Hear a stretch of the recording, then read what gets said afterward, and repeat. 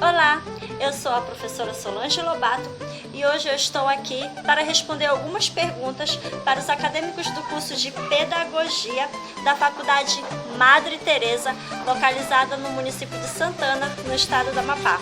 O tema dessas perguntas é a descalculia. E você, sabe o que é descalculia? Descalculia nada mais é do que um transtorno na aprendizagem, onde a pessoa diagnosticada com descalculia, ela tem dificuldade de entender os conceitos matemáticos. E aqui chegou as perguntas dos acadêmicos da Faculdade Madre Teresa do curso de Pedagogia. Vamos lá para a primeira pergunta. Como educadora, o que é preciso observar para identificar um aluno com descalculia?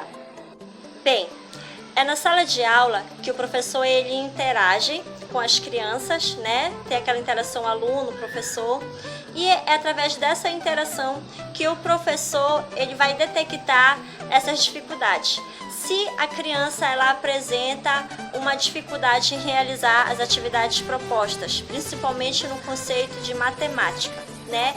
Então, os primeiros passos de uma criança que apresenta descalculia é a lentidão para realizar essas atividades, né? A criança ela é mais lenta, ela não compreende aquele conceito, mesmo o professor estando ali, falando, explicando, sentando lado a lado, a criança ela vai ter dificuldade. Um dos tópicos assim muito importantes que o professor ele deve estar percebendo dentro de sala de aula para saber se a criança tem descalculia, a criança ela tem problemas na orientação espacial, né? Ela tem problemas de posicionar os números, de colocar na ordem decrescente, na ordem crescente.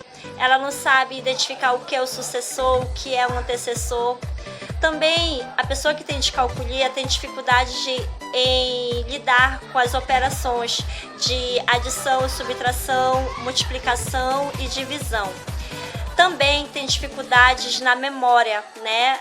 Na memória curta e ao longo prazo, né? Às vezes esquece rápido, não lembra, não consegue assimilar aquele conteúdo. Tem dificuldade de aprender os números e identificá-los, tá?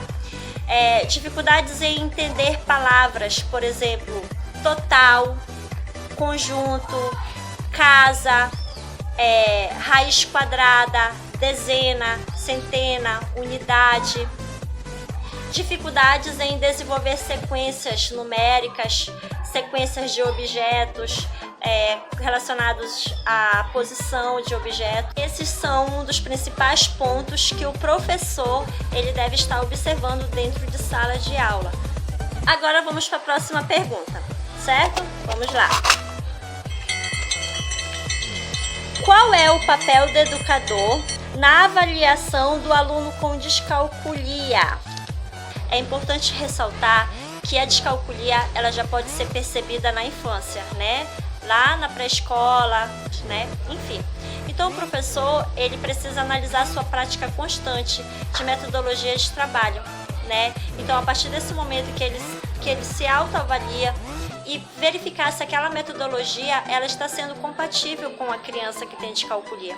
Se não der certo em algum momento, ele precisa encontrar essas estratégias para poder acompanhar esse aluno, para poder orientar, né, e verificar se o aluno ele está alcançando aqueles objetivos, né? Então o professor que tem um aluno que tem descalculia, independente de se for descalculia ou não, ele precisa estar verificando se essa metodologia ela está sendo compatível com aquela situação, com aquela realidade que o aluno ela vem passar, né? Então, de acordo com isso, o professor ele precisa estar encontrando, se inovando, buscando novos recursos para trabalhar com essas crianças todos os dias. E agora vamos para a próxima pergunta. Vamos ver. Como abordar os pais de alunos com suspeita de descalculia? Gente, essa aqui é uma pergunta muito séria, né? Hoje há ainda casos que o professor muitas vezes ele chega com a família, fala e às vezes acaba dando um certo constrangimento para a família. Por quê? Porque o professor ele não dá diagnóstico, ele não pode chegar de alguma forma e dizer, olha, teu filho tem algo, né? Ele não é assim. Então o professor, ele investiga, ele faz as atividades, faz aquele levantamento, faz um relatório, entrega para a coordenação da escola, e a escola junto com o professor vão entrar em um consenso da melhor forma para chamar a família para uma reunião para comunicar que a criança ela tem suspeita de algo, né? Isso não serve só para descalculia, serve também para as outras áreas que a criança apresenta necessidade especial. Então, aí a escola ela vai encontrar o meio, junto com o professor, da melhor forma para contar para a família. E aí sim, a família ela vai buscar entender melhor sobre a situação que o filho apresenta, né?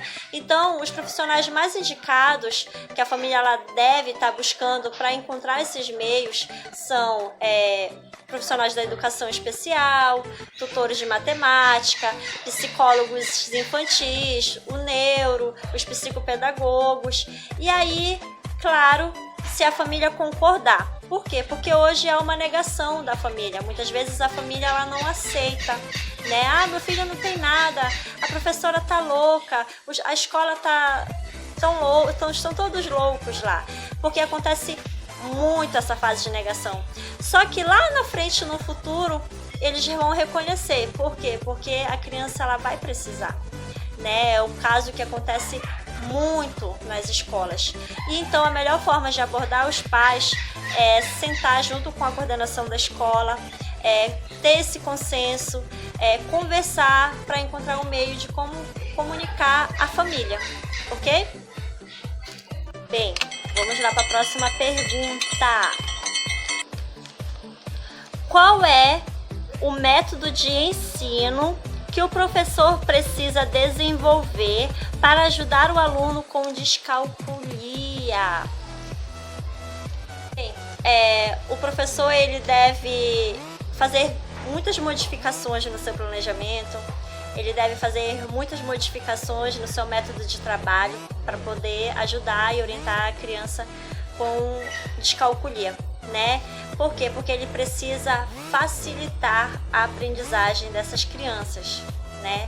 Até mesmo adultos, utilizando materiais concretos, né? Eu vou passar agora aqui alguns exemplos desses materiais concretos para vocês. Beautiful life. Beautiful life. I look at you and I see million stars. I am so glad you came and stole my heart. Oh, for the better or for good. Oh, for the better or for you. Ooh. You light up the sky like a billion lights. When I'm by your side, I'm in paradise. You're the breath in my bones. You're the fire.